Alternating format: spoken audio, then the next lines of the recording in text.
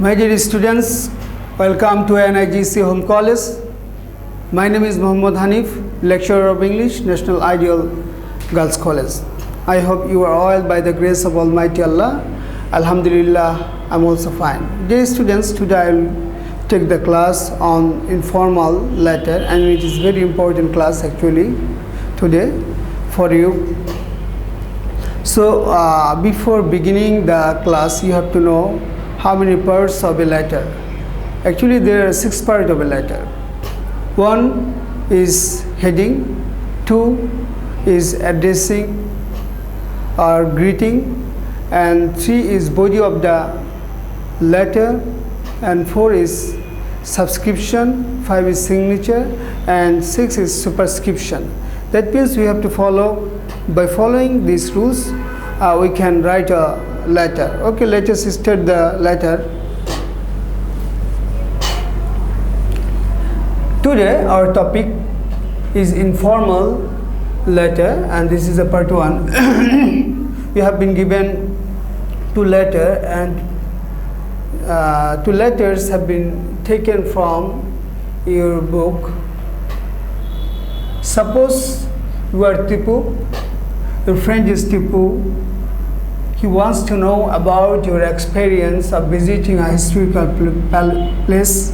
Now write a letter to your friend describing it. And it is very important for the students because it has come in board question in 2016 Rajshahi board. So at first আমাকে এখানে অ্যাড্রেসটা দিতে হবে. This is called heading.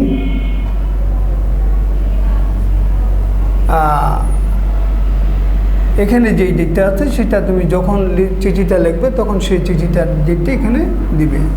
তারপরে ঠিকানা দিবে মির্জাপুর, টাঙ্গাইল. এটা হলো অ্যাড্রেসিং বা গ্রিটিং, তাকে কী বলে সম্বোধন করছো সেটা এখানে দিতে হবে. এবং এখান থেকে এই পর্যন্ত পুরোটাকে আমরা বলবো হলো body of the letter. Okay, now we will read the body of the letter. I have just received your letter. In your letter, you have given a vivid description how you spent the last summer vacation. আমি তোমার চিঠিটি পেয়েছি. তোমার চিঠিতে তুমি সূক্ষ্ম বর্ণনা দিয়েছো কিভাবে তুমি তোমার শীতকালীন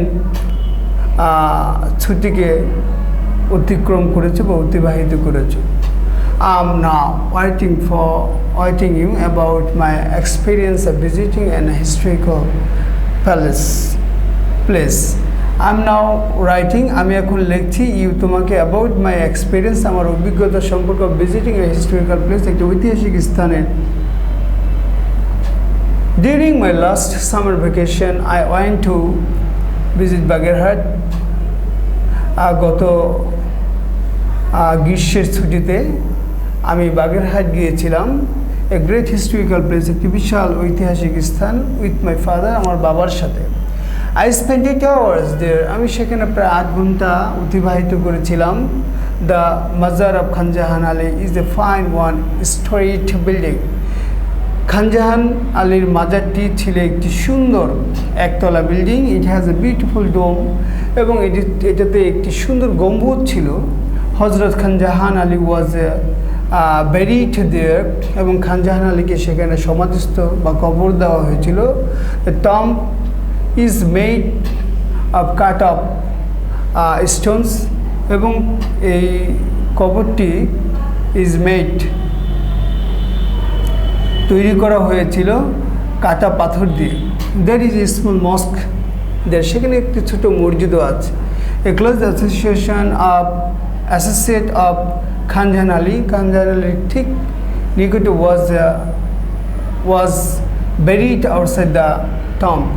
অর্থাৎ ঠিক বাইরের দিকে a close associate of খান জাহান আলী, খান জাহান আলীর ঠিক নিকটে was buried, সমাধিস্থ করা হয়েছিল, কবর দেওয়া হয়েছিল আউটসাইড দ্য tomb, অর্থাৎ কবরের পাশে.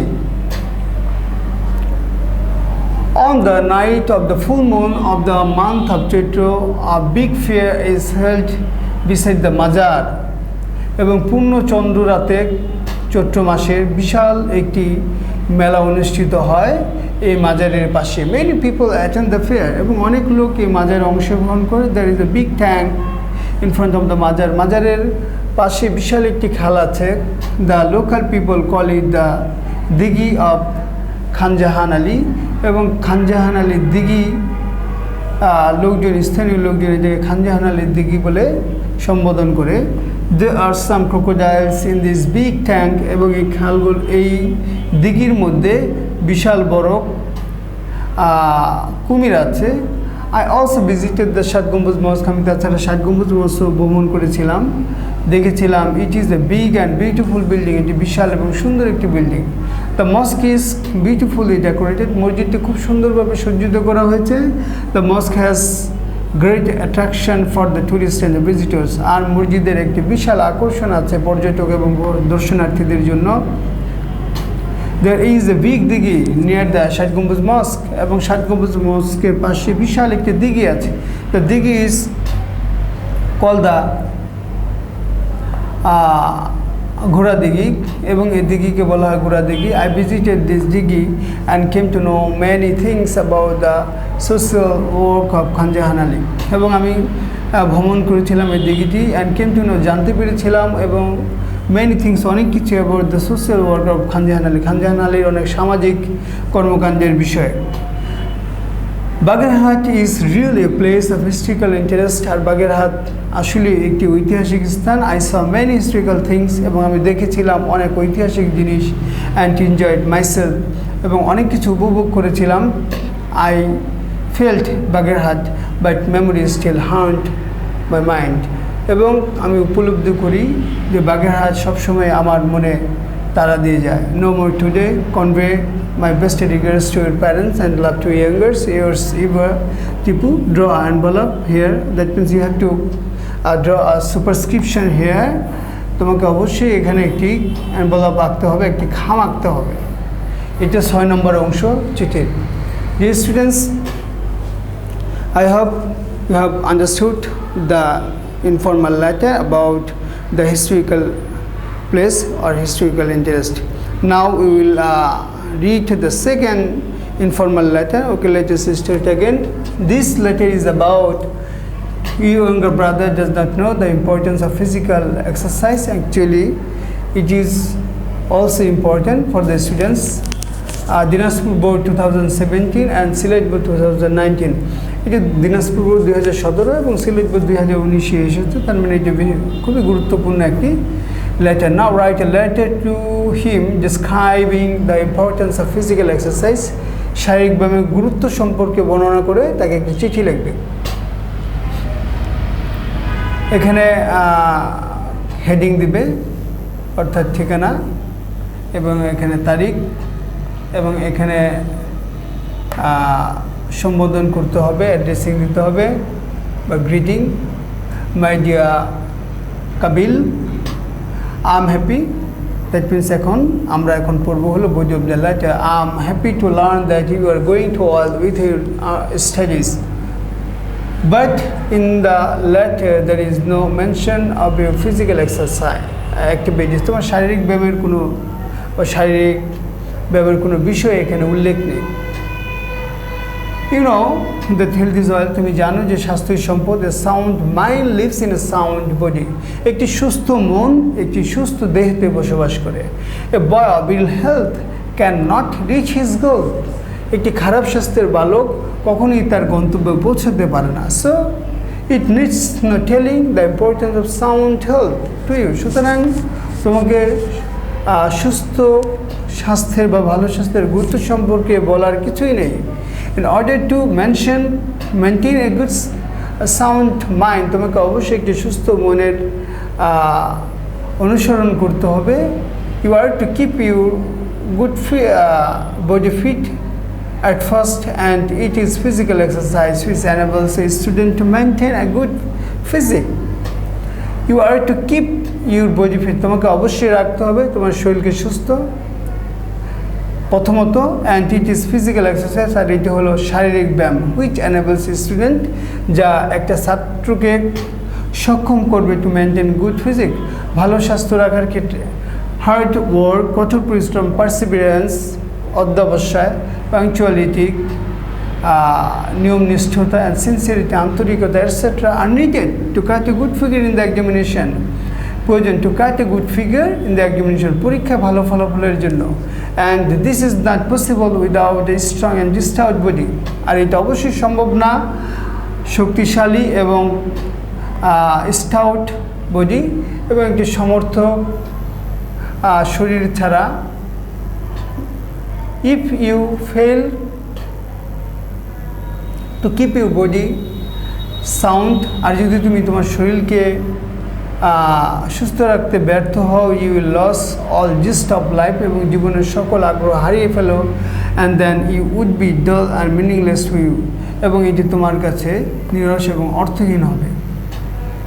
দেন you will also stumble in the way of life, এবং তুমি জীবনে চলার পথে হোঁচট খাবে।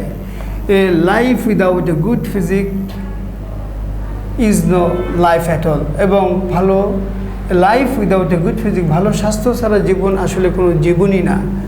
You are told to take physical exercise regularly so that you can keep a good body fit. Use affectionately Nabil, draw an envelope here. এখানে অবশ্যই একটি envelope রাখতে হবে। Dear students, I hope you have understood the letter about the importance of physical exercise. Today we have completed two letters. One is historical place and another is importance of physical exercise. And you have to complete homework, and it is 16 number homework. You have to complete homework as a exercise for preparatory assignment, and your homework will be visiting a historical place. That means 1 number letter is your homework. You have to complete the homework, and you will submit your homework in college campus, and every Saturday you can submit your homework. So I hope you have understood the letter. Now I will finish here. I'll see you another day with another topics.